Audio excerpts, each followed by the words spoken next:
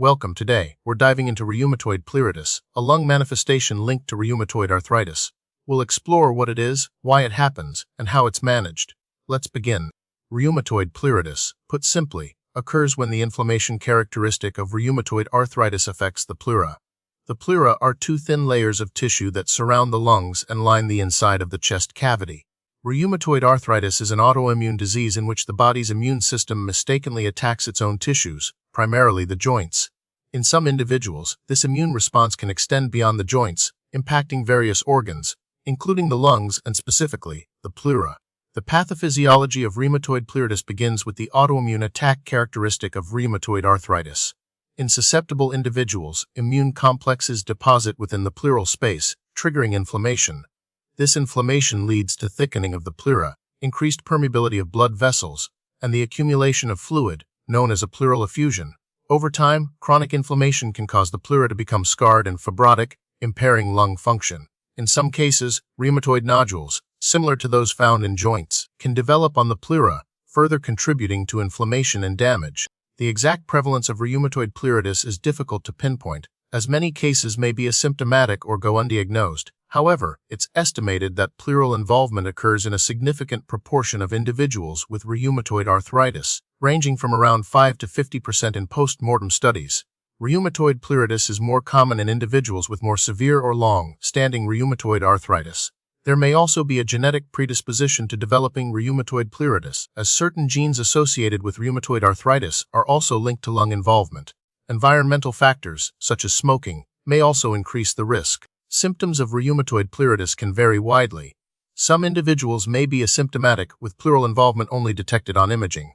Others may experience chest pain, often described as sharp or stabbing, which worsens with breathing or coughing. Shortness of breath, or dyspnea, is another common symptom, especially if there is a significant pleural effusion.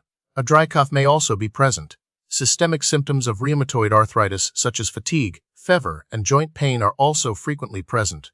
Diagnosis of rheumatoid pleuritis involves a combination of clinical evaluation, imaging studies, and laboratory tests. A chest X-ray or CT scan can reveal pleural thickening, pleural effusions, or rheumatoid nodules. A thoracentesis, a procedure where fluid is drawn from the pleural space, can be performed to analyze the pleural fluid.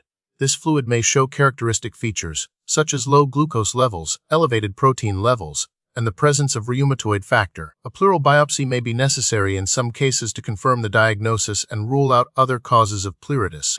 While rheumatoid pleuritis isn't typically categorized into distinct types, the condition can manifest with varying degrees of severity and characteristics. Some individuals may primarily experience pleural effusions, while others may have predominantly pleural thickening or rheumatoid nodules. The presence and extent of these features can influence the clinical presentation and management of the disease.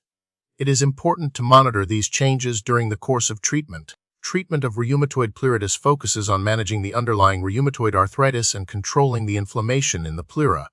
Medications commonly used to treat rheumatoid arthritis, such as disease-modifying antirheumatic drugs or DMARDs and biologic agents, are the mainstay of treatment. In some cases, corticosteroids may be used to reduce inflammation. If there is a large pleural effusion, a thoracentesis may be performed to drain the fluid. In rare cases, surgery may be necessary to remove the pleura, pleurectomy, or to fuse the pleural layers together, a pleurodesis. There is no specific way to prevent rheumatoid pleuritis directly. However, effective management of rheumatoid arthritis can help reduce the risk of lung involvement. This includes taking medications as prescribed, attending regular checkups with a rheumatologist, and adopting a healthy lifestyle. Smoking cessation is crucial, as smoking increases the risk of both rheumatoid arthritis and lung disease.